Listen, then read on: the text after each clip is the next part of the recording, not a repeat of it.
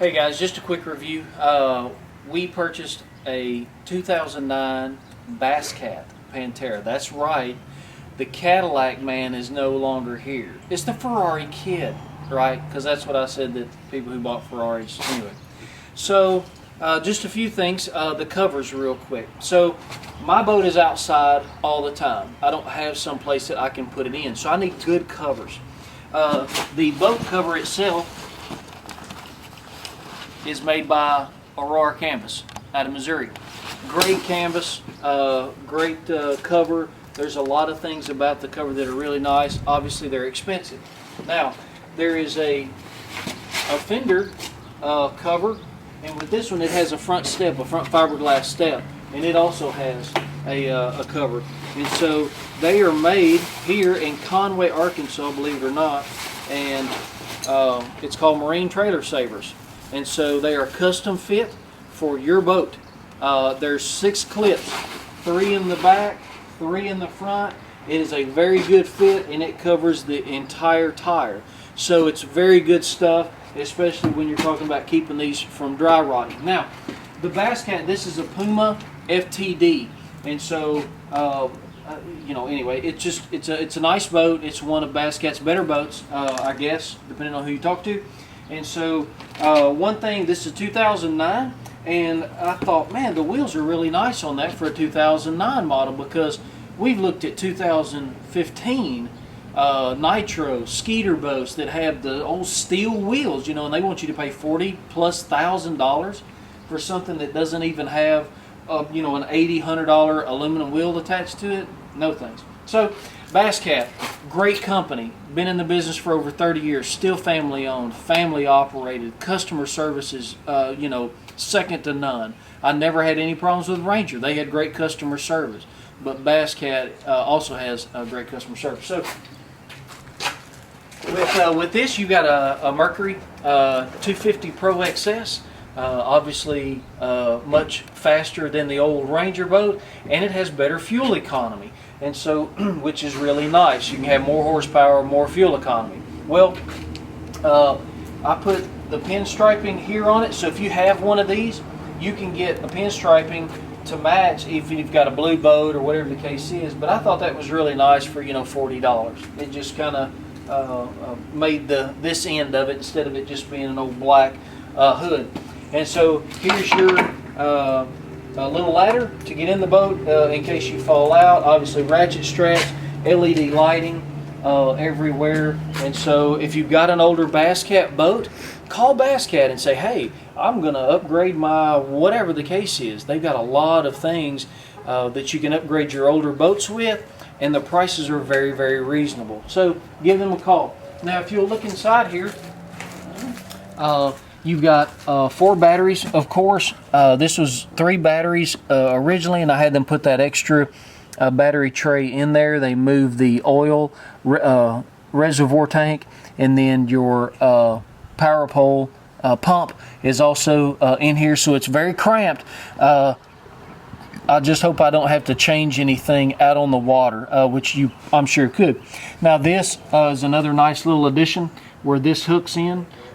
So if you forget to lock it, it'll keep it from flying up and all that jazz. Now, one knock on this boat is, and the new ones are not like this, but you'll notice how all of this is just kind of laying here and laying against the boat, and that, I don't really like that. There's not anything that you can do about it, but anyway, it wasn't the best design. Now they come into, the boat. And it's much better. So anyway, take that for what it's worth. It is what it is at this point. So you've got some little storage area here. The other one over there is identical to it. It's not very big. Obviously your live wells. Then you've got your under seat storage, because again the gas tanks are in the back. Your middle storage there, and then you've got another console in your locker here. Now this doesn't have a lock on it, which I was kind of surprised. We added this. It did not have a passenger console, but my wife likes to stay out of the rain and the bugs, and so, but this doesn't have a lock on it, so you don't want to leave obviously anything in here. the lighted handrails, of course, but you know, you've got all kinds of storage up here in the front, and then you know, your rod lockers are exactly the same. That does not have the separate holders for your fishing rods like this one does, but it's the same depth, same length and width and all that.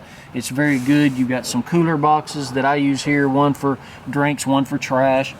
This is a huge, I keep a lot of tackle, life vests. These two are two little storage compartments where you can keep just anything that you want. This is a part that goes down and underneath here that allows you to carry your net fully extended, ready to go. You pull it out, yank it out, grab your fish, and you're good to go. And so, of course, your little rod holders. And then you got some deck lights, and you've got a 12-volt plug on both sides. And then you've got a light there off of the driver console, and then you got one in the back. Now you can put one of your locking poles in here, so it bridges the gap between all 5 of these lockers, and you can't get in there even if these are locked, which they're very good locks. But if you want to make sure nobody's going to get in, you can buy a rod that will go across there. Now, you know, one thing about the Ranger and most every boat out there, except Bass Cat, the recessed foot control is out here in the space of the deck instead of up here toward the front. I really like this feature. I, again, never thought about it until you have one, and you got a lot of real estate to really move around on, and that makes it nice. So in the front, of course, most everybody knows about, you know, the handles that they're putting on and the steps to make it easier to get into the boat, safer, that sort of thing, and that's nice.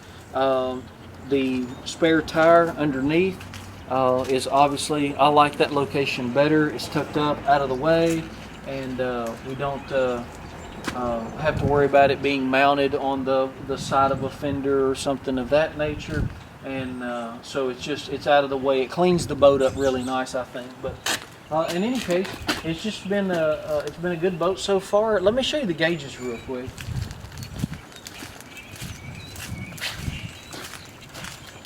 Now these are SmartCraft gauges, and if you ever have a problem with your SmartCraft gauges, you'll need to call Mercury. They are the people who either make them or distribute them, and it goes through them. So Mercury won't sell you anything directly. You have to go to a dealer, but at least they can give you the proper part number, that sort of thing, so you can make the purchase through your local dealer and get the right part, right gauge.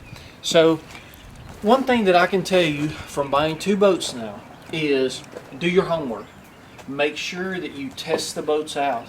You make sure that everything works. Start from the front and go to the back, or the back to the front, whatever, but make sure they work. I realized after I bought the boat that one of the wheels had a lot of black on it. Didn't think anything about it. Bought the boat, and I thought, you know, I'm going to put tires on it. Well, I pulled the tires off and noticed that one of the hubs was leaking oil because it's an oil bath hub. Well, if I had done a little research, asked some questions, done some investigating, I may have been able to have the dealership take care of that instead of that coming out of my pocket. So, you know, dealerships, they're in business to make money.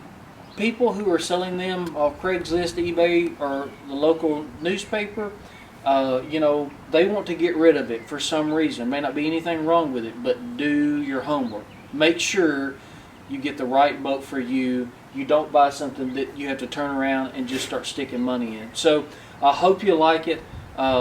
Just let me know on the video. I'll try to get some video up this summer when we get it out on the river and we start fishing.